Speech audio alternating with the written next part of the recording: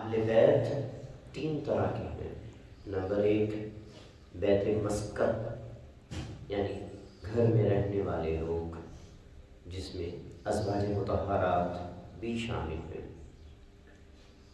دوسری قسم ہے بیت نسب، نسبی لحاظ سے، خاندانی لحاظ سے، جس طرح بنی ہاشم بھی ہے، بنی عباس بھی ہے، بنی عقیل بھی ہے اور بنی حارث بھی ہے۔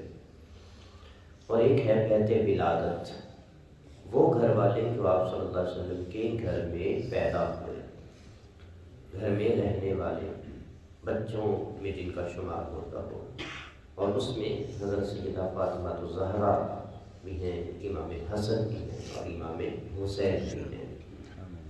تو اہل بیت کا جب لفظ بولا جاتا ہے تو اس سے خاص طور پر حضرت سیدہ فاطمہ الزہرا سلام علیہا، حضرت علی کرم اللہ وجہ الکریم، حضرت امام حسن اور حضرت امام حسین مراد ہوتے ہیں۔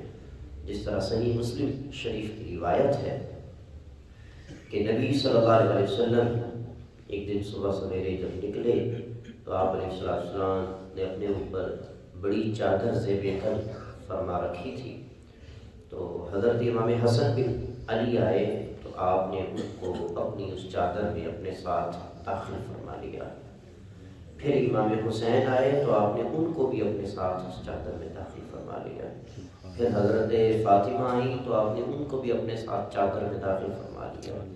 پھر حضرت علی آئے تو آپ نے ان کو بھی اپنے ساتھ چادر میں داخل فرما لیا، اور پھر فرمایا اللہم ہؤلاء اہل بیتی، اے اللہ یہ میرے اہل بیت ہیں، میں ان سے محبت کرتا ہوں، جو جو ان سے محبت کرے تو بھی ان سے محبت فرما۔ سبحان اللہ۔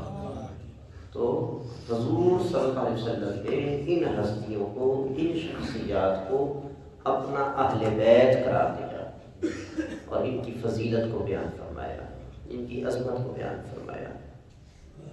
اور مختلف مفسرین نے یہ جو آیت ہے انما یرید اللہ لیذھب عنکم الرجس اہل البیت ویطہرکم تطہیرا، اس میں جو اہل بیت کا ذکر کیا گیا، اس سے اکثر مفسرین نے مراد امام حسن، امام حسین، حضرت علی کرم اللہ وجہ الکریم اور حضرت سیدہ فاطمہ الزہرا سلام اللہ علیہا کو مراد لیا ہے۔